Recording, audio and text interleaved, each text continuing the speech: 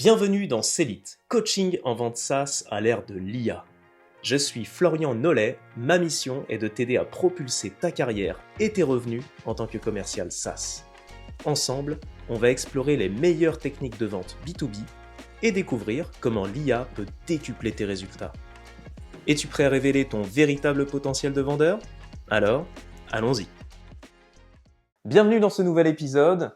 J'espère que le précédent t'a intéressé. Il était au sujet des questions ouvertes par rapport aux questions fermées et pourquoi, à mon sens, pour faire une bonne découverte, une bonne qualification commerciale, il fallait privilégier les questions ouvertes. Donc, si tu n'as pas écouté cet épisode, je t'invite à aller l'écouter dès maintenant avant de commencer celui-ci, parce que tu vas voir qu'aujourd'hui, on va aborder 5 façons de poser des questions qui vont te desservir, qui vont te pénaliser, et comment, finalement, mieux les poser. Quel est l'antidote pour pouvoir intéresser ton client, ton prospect, faire avancer le cycle de vente et faire une meilleure découverte de ses challenges, des conséquences négatives, de ses besoins et des bénéfices potentiels que tu peux lui apporter par ta solution SaaS. Alors, on va en voir 5 aujourd'hui et 5 dans le prochain épisode. Donc ça te fera 10 façons de poser les questions en tout. Pourquoi j'ai envie plutôt de me concentrer sur des façons de poser des questions?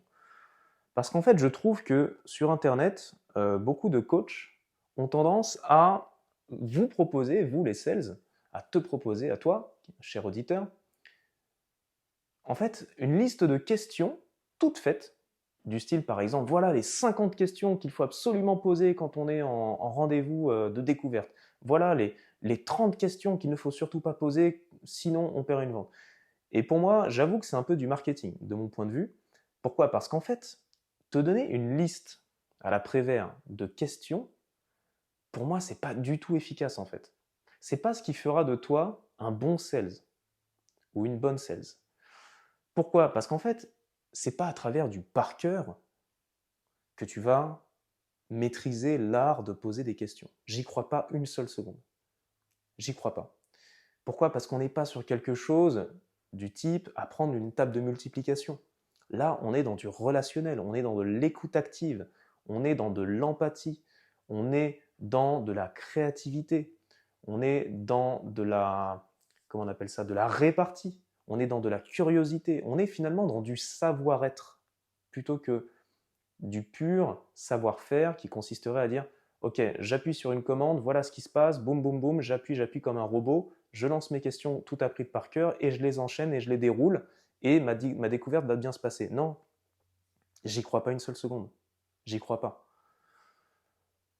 Ou peut-être que si ça fonctionne comme ça, c'est que tu vas commencer comme un robot au début en répliquant en fait une liste de questions que tu auras appris quelque part et inconsciemment, à force de le faire, peut-être que tu vas finir par passer d'un sentiment de compétence à inconsciemment en fait devenir de plus en plus fluide, de plus en plus naturel à force de les poser et finalement tu finiras par vraiment acquérir la compétence de l'art de poser des questions à travers la répétition. Peut-être, allez, peut-être, je laisse une piste là-dessus. Mais en tout cas, ma conviction, spontanément, c'est que j'y crois pas. C'est pour ça qu'en fait, aujourd'hui, moi, j'ai plutôt envie de te proposer des façons de poser les questions. D'accord? Des façons à ne surtout pas adopter et comment les contourner ces façons pour le faire mieux. Alors allons-y, on va aller dans le vif du sujet. Alors, premier type de question à ne pas poser. Pour moi, c'est la question qui est hors sujet. La question hors sujet. En fait, une question hors sujet, c'est une question qui n'amène pas de valeur ajoutée à l'échange, qui ne fait pas progresser le client et le prospect dans sa réflexion, dans son hypothèse d'acheter ta solution, ni toi en tant que commercial, en tant que sales, dans ton processus de vente et dans les étapes qu'il te reste à franchir avant de conclure ta vente. Donc, hors sujet, ce serait par exemple d'amener ton interlocuteur à réfléchir à quelque chose qui n'amène pas de bénéfice. Par exemple, tu lui vends, je ne sais pas, un logiciel, SaaS, admettons un CRM, et tu lui dis, ok, juste par rapport à l'utilisation de ce nouveau CRM qu'on va vous proposer, sur quelle est la technologie de souris que vous utilisez? Vous achetez quoi comme marque? Ou du style, ok, en termes de clavier, vous êtes sur quelle marque? Ah, vous êtes sur quelle version de Windows pour faire tourner le logiciel? Ça n'a pas d'intérêt, c'est hors sujet, parce que tu vends un logiciel SaaS qui s'accède via Internet. La souris, c'est du matériel, ça n'a pas d'implication directe sur le fait que ce projet sera une réussite ou pas. Donc ça, c'est des questions que tu peux poser, mais vraiment, c'est tellement bas dans la pile des priorités des questions qu'il te faut poser qu'en fait, normalement, tu devrais jamais avoir à les poser dans tes quelques échanges que tu auras avec tes clients et tes prospects. Donc, pose-toi la question, en fait, ça c'est l'antidote que je te propose, c'est ma question est-elle pertinente? Donc, tu poses des questions hors sujet, va vers des questions pertinentes. Pertinentes, c'est-à-dire qu'elles vont avoir un vrai impact sur l'intention d'achat de ton client, ton prospect, sur la réussite du projet, sur l'évaluation de ta solution, sur l'avancement de la décision. Et donc, si on reprend cet exemple, ça sera plus quelque chose autour de quelles sont les problématiques que vous avez actuellement dans l'utilisation de votre logiciel actuel. Qu'est-ce qui vous plaît le plus dans notre plateforme? Que cherchez-vous à accomplir comme objectif? Comment allez-vous mesurer le succès de ce projet? Qui d'autre prendra part à la décision? Bref, des choses qui sont en lien avec la vente. Après, si tu as envie de poser des questions hors sujet en début de conversation, si tu discutes pour la première fois avec quelqu'un, tu peux le faire sur la pluie et le beau temps, comme on dit. Ça peut être utile, parce que, ma foi, on est quand même dans des interactions humaines, c'est important de créer du rapport, de créer un peu de contact humain, et tu peux tout à fait parler des Jeux Olympiques. Voilà, vous allez un peu voir les JO cet été. Ah non, d'accord, ok. Ah, il fait moche en ce moment, il pleut pas mal, ouais, c'est pas évident. Ah bah ouais, vous êtes dans quel coin, vous habitez où? Voilà, c'est des questions un peu personnelles. Si tu as envie de les poser au début, bien sûr, fais-le. Voilà, pendant que tu es dans l'ascenseur, si tu as un rendez-vous sur site ou si tu prends un café, c'est des choses qui se font, il n'y a pas de problème. Au contraire, je te recommande de le faire. Mais une fois que tu rentres dans le vif du sujet, que tu rentres dans le dur, reste pertinent. Ok, donc ça c'était la question hors sujet et l'antidote, question pertinente. Deuxième type de question, les questions floues. Les questions floues. C'est-à-dire qu'on ne comprend pas où tu veux en venir en fait. Où tu veux en venir avec ta question? Alors c'est très difficile pour moi de te donner des exemples de questions floues parce que j'essaye de ne pas trop en commettre, de pas trop la pratiquer. Mais imaginons une question du style alors? Bah, alors quoi? Bah, je sais pas. Du coup? Bah, du coup quoi? Enfin, je sais pas. Bah, je sais pas, c'est vous qui m'aviez dit la dernière fois que. Donc je me suis dit peut-être que ça allait vous intéresser. Non, c'est plus le cas? Écoutez, je vois pas de quoi vous parlez là, franchement. Est-ce que, voilà, tu vois un peu l'idée, c'est qu'il y a des gens, j'ai remarqué, il y a des gens qui ont tendance à être un peu flous quand ils posent des questions, ou même quand ils s'expriment, on a du mal à comprendre. Ça, tu as dû le voir très souvent, par contre, en termes non pas de questions, mais d'affirmations. Quand tu parles à des clients, des prospects, parfois ils te font des réponses floues et tu comprends pas. Donc surtout, ne te, ne te contente pas de ne rien comprendre. Il faut que tu comprennes, en fait. Ne fais pas style que tu as compris. D'accord? Il faut clarifier. Et ben, c'est pareil pour les questions. Pour les questions, tu ne poses pas de questions floues, tu poses des questions concrètes. D'accord? Tu poses des questions compréhensibles. Donc ça va être plutôt voilà. Concrètement, quand est-ce que vous aimeriez idéalement passer commande? Concrètement, quels sont vos critères de décision du plus important au moins important? Donnez-moi 5 raisons qui font qu'aujourd'hui vous lancez ce projet. Là, on est plus dans l'affirmation, mais ça fait le job également. Ok, donc ça, c'était le deuxième point que je voulais te dire. On a vu hors sujet, on a vu question floue. Troisième question à ne pas commettre, à ne pas utiliser, ce sont les questions compliquées. Les questions compliquées. Alors ça, moi je trouve que c'est un classique. On le voit franchement partout, hein, dans la vie de tous les jours. Regarde bien dans ta vie personnelle, regarde à la télé, même dans des interviews, regarde même des journalistes. Même quand ils posent des questions parfois à des politiques ou à des dirigeants d'entreprise, même des soi-disant experts de l'art de poser des questions, parfois font des questions trop compliquées en fait. On ne comprend pas où la personne veut en venir parce que la question est trop dense, trop longue, trop complexe. Il y a trop de mots en fait.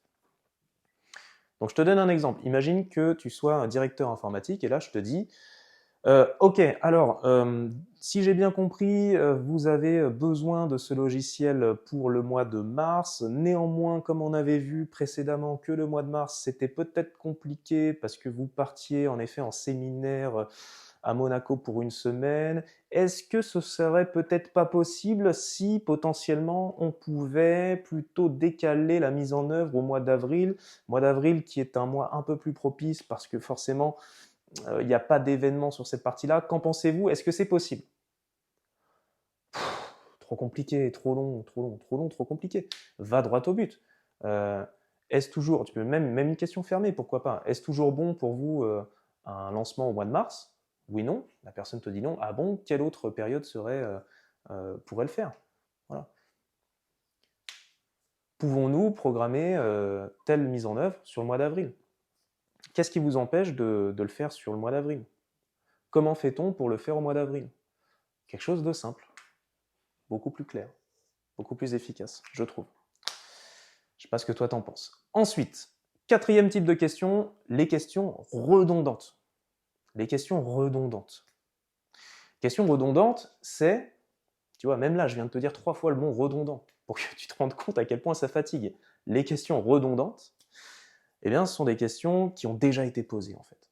Qui ont déjà été posées par tes prédécesseurs, par exemple.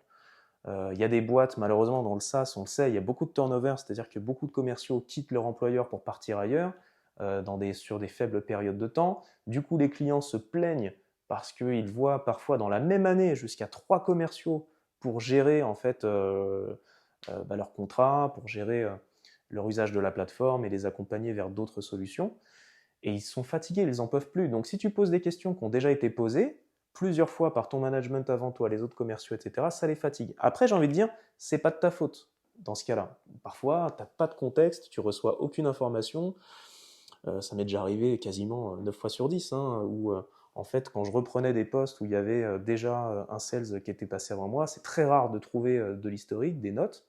Donc, bah, on recommence à zéro, en fait, et le client en peut plus. Mais si tu n'es pas dans ce cas de figure, s'il y a des choses que tu as déjà demandées au début et que tu n'as pas pris les notes, ou que tu n'as pas relu tes notes et que tu reposes la question parce que tu avais oublié, franchement, ça passe pas. En fait, tu n'as pas le droit de poser 3 fois la même question si tu as déjà eu 2 fois la réponse. C'est pas possible. Donc, la solution, pose des questions uniques. Pose la question une fois, note bien la réponse, et si la réponse te satisfait, si tu as compris la réponse, si tu as suffisamment de détails, alors passe à une autre question. Après, tu peux poser la même question à plusieurs personnes différentes. Oui, question redondante auprès de plusieurs interlocuteurs, pas de problème. Là, je parle de la même question auprès du même interlocuteur. Ou sinon, si tu es vraiment très très bon en qualification et que tu es déjà bien expérimenté, tu peux tenter une forme de répétition pour titiller ton interlocuteur, pour le déstabiliser. Une fois, je me rappelle, ça m'est arrivé en entretien d'embauche dans mes tout débuts, je crois que j'avais 23 ans, où je démarrais la vente et j'ai fait un entretien. Et là, le recruteur, qui était un sales, il m'a dit 3 fois la question pourquoi. Voilà, donc j'ai envie de rejoindre votre entreprise. Pourquoi? Parce que blablabla. Pourquoi? Ah, parce que je pense que blablabla. Pourquoi? Et au bout d'un moment, je lui ai dit, mais pourquoi vous vous demandez tout le temps pourquoi en fait? Alors c'était un peu surréaliste, c'était un peu étonnant cet échange, mais ça m'a marqué. En fait, cette personne avait décidé de rester sur une redondance de questions. Si c'est utile, si tu fais ça en conscience, vas-y. Par contre, si c'est des questions banales du quotidien de qualif et que tu les répètes plusieurs fois, non. Dernière question, dernière formulation de question que j'ai envie de te partager qu'il ne faut pas répliquer, eh bien, ce sont des questions trop techniques. Des questions trop techniques, c'est-à-dire que tu vas employer un jargon qui n'est pas parlant pour ton interlocuteur. Ça, les questions techniques, tu les laisses aux sales engineers, tu les laisses aux avant-ventes, aux experts techniques, aux consultants déploiement, bref, à toute personne qui parlent technique, tu les fais parler entre techniques. Mais dès lors que tu t'adresses à un décisionnaire qui porte le budget, souvent il n'est pas technique, même s'il a un parcours technique, même si c'est un ancien ingénieur, développeur, ce que tu veux, s'il a monté dans la hiérarchie pour des postes de management, de direction, c'est qu'il a été capable à un moment donné de sortir de l'opérationnel pour voir plus grand, pour avoir une vision d'ensemble, pour gérer des équipes et pour parler enjeux, business, stratégie, valeur ajoutée, retour sur investissement, etc. Si tu arrives avec des jargons techniques, déjà c'est casse-figure parce que toi-même, logiquement, si tu es commercial, c'est que tu n'es pas très très bon en technique, sauf si tu viens d'un parcours tech. Et donc tu risques de te prendre les pieds un peu dans le tapis, de te faire dépasser par ton interlocuteur s'il est plus technique que toi. Mais dans la majeure partie des cas, en fait, tu vas tout simplement passer à côté des vrais enjeux. On n'est pas là pour parler des features, des fonctionnalités, des détails techniques de la plateforme. Ce n'est pas ton rôle. Toi, tu es là pour qualifier l'opportunité, les raisons qui amènent cette personne à te contacter aujourd'hui, à échanger avec toi, quels sont ses problèmes, ses challenges, les conséquences, mesurer les conséquences de ces problèmes, réfléchir aux solutions d'une façon générale. Et là, c'est là l'antidote que je te propose, c'est d'avoir des questions orientées plutôt métier, des questions orientées process, orientées solutions, bénéfices, et non pas technique, pour projeter la personne sur la valeur ajoutée de ta solution. Il faut que la personne se dise, quand elle a fini son échange avec toi, il faut que ça soit clair dans sa tête, ok, j'ai compris ce que travailler avec ce fournisseur va m'offrir. J'ai compris quels seront les bénéfices. J'ai compris comment exploiter cette plateforme dans mon contexte. Oui, j'ai eu quelques éléments techniques au passage, c'est très bien. Mais il ne faut pas que tu tournes trop sur des questions techniques. Voilà pour aujourd'hui. Voilà pour ces 5 exemples de formulation de questions à éviter. Pas à proscrire absolument, parce que dans certaines situations, tu pourrais en avoir besoin, mais à éviter, parce que je trouve que ça revient trop souvent. Les questions hors sujet, les questions floues, les questions compliquées, questions redondantes, et les questions techniques. Donc j'espère que tu as appris des choses, que ça te sera utile. Je te souhaite de très bons rendez-vous de qualification et de découverte. N'oublie pas, la qualification ne s'arrête jamais. Dès le premier échange, jusqu'à, j'ai envie de dire, même après la vente, après le closing, après il y a toute la partie satisfaction client, etc. Ça ne s'arrête jamais. Ton métier, c'est de qualifier tous les jours, du matin au soir, en interne, en externe, avec les clients, les partenaires, le management, les collègues, les ressources, les SDA. Donc, continue de qualifier, toujours si possible avec des questions ouvertes en priorité et des questions pertinentes, concrètes, simples, uniques et orientées métier-bénéfice. Je te souhaite une très bonne journée. Si tu as besoin d'aller un peu plus loin, il y a le podcast précédent, le podcast suivant également qui parlera de tout ça. Et sinon, tu peux aussi faire appel à mes services de coaching sur selite.coach. À très bientôt.